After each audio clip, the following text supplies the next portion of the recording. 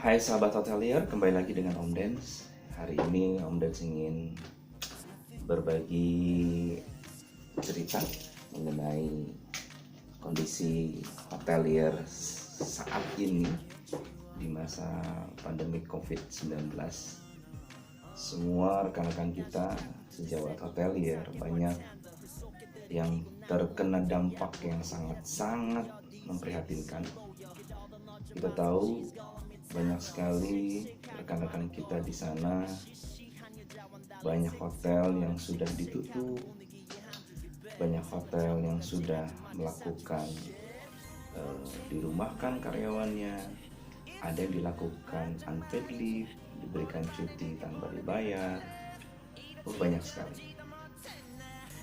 Dan sahabat hotelier yang masih bekerja sampai saat ini tentunya masih harus bersyukur, walaupun mungkin keadaan hotel itu sendiri bertahan saja, yang pastinya akan menjadikan dampak kepada pemilik hotel yang cukup berat, yang harus memberikan dana bantuan, kira-kira seperti itu, dikarenakan pendapatan hotel yang jauh dari harapan.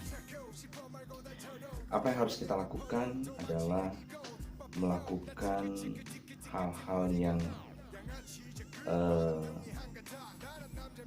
cerdas, saya bilangnya, karena dengan kondisi saat ini semua orang tidak bisa melakukan banyak, karena ketika kita banyak ide, di luar tidak ada demand, karena banyak larangan, tidak boleh berkumpul, tidak boleh melakukan makan bersama-sama, tidak boleh ini, tidak boleh itu.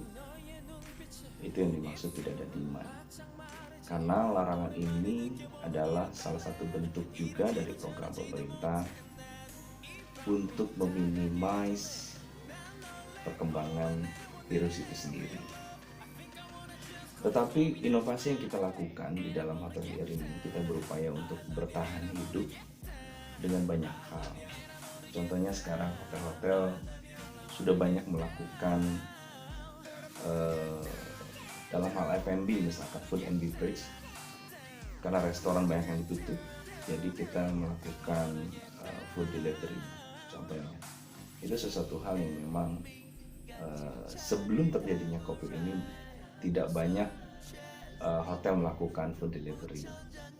Mungkin kalau hotel bahasanya dulu adalah catering, ya, sering banyaknya ada kita melakukan serving di event-event di luar. Food delivery ini salah satu terobosan.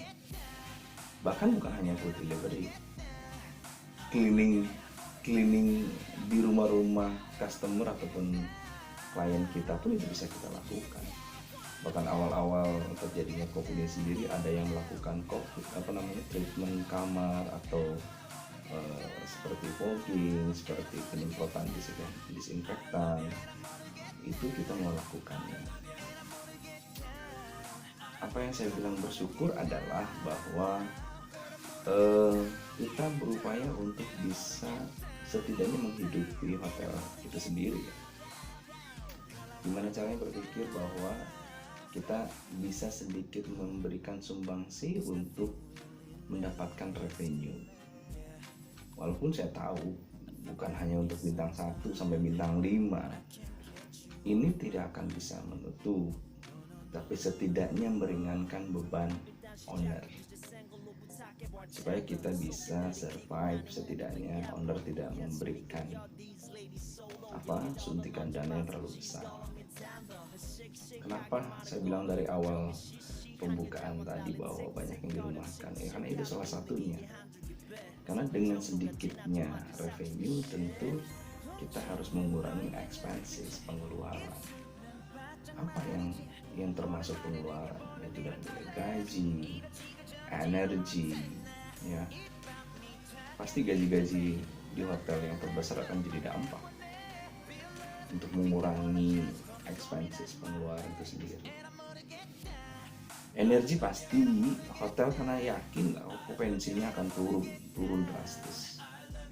Ya, mungkin average month to date revenue room sold-nya itu rata-rata tiap bulan yang 80 sampai 90.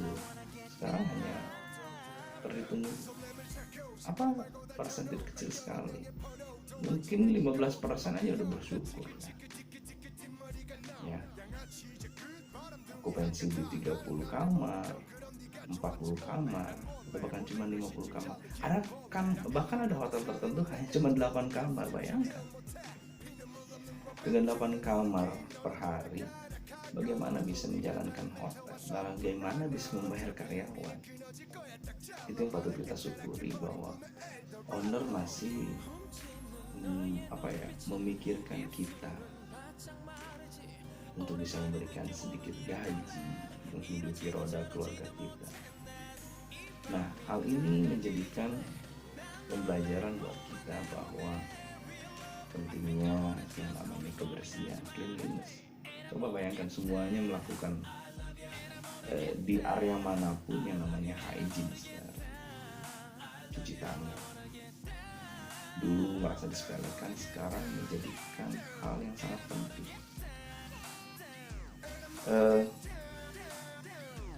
Ada beberapa hal lagi yang namanya kita sebagai hotelier, kita coba untuk melakukan terobosan atau inovasi itu sendiri dengan melakukan ide-ide yang sangat diminta. Ide-idenya kita itu sangat harus berian, supaya memberikan tadi yang saya bilang, memberikan setidaknya meringankan suntikan dana owner. Saya sebagai frontliner terutama akan sangat terdampak sekali ya. Pengurangan karyawan itu pasti terjadi, karena dengan sedikit tamu kita hanya buka 3 lantai, katakanlah. Untuk 3 lantai itu maksimal hanya 50 kamar. Nggak mungkin total karyawan di office yang 21 orang, termasuk driver, fitness, dan lain-lainnya, akan harus bertahan. Setidaknya akan dirumahkan untuk mengurangi beban. Karena sekarang hanya data hotel hanya incas 1-2 orang saja per shift. Karena itu masih bisa ke manage. Nah, itu adalah salah satu bentuk sumbangsi dengan keadaan. Sementara itu saja yang ingin saya coba sharing di video kali ini. Mudah-mudahan kita sebagai hotelier masih tetap bertahan, melakukan perubahan-perubahan, melakukan sedikit support untuk mendapatkan income tambahan. Mudah-mudahan kita semua tahu betapa pentingnya cleanliness ini menjadikan landasan kita. Mudah-mudahan dengan adanya COVID-19 ini kita bisa saling bersinergi untuk melakukan terobosan hal-hal yang memang di luar pemikiran kita sebelumnya, bahwa melakukan food delivery adalah salah satu terobosan yang kita tahu semua genre ya, muda, tua, bahkan anak-anak ABG sendiri sudah melakukan yang namanya online shopping. Itu yang harus kita coba pikirkan dan kembangkan terus, bahwa tidak harus melakukan contohnya makan di hotel. Jadi makanan hotel bisa dinikmati di rumah. Serving ataupun service di hotel bisa dirasakan di rumah sekarang. Bahkan sekarang ada self delivery loh ya. Itu terobosan terbaru, bahwa chef kita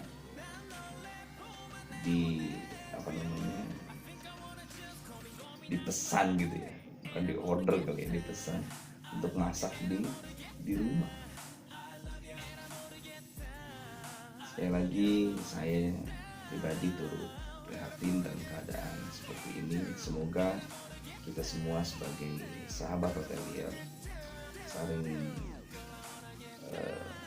memperkuat di areanya kerja masing-masing, saling mengingatkan, saling berbagi, saling ya sharing informasi sehingga kita semua tetap hidup dan berjaya sebagai hotelier. Jangan putus asa, selalu ada jalan. Semoga video tutorial kali ini sedikit bermanfaat bagi kita semua, terutama untuk saya sendiri. Tetap semangat.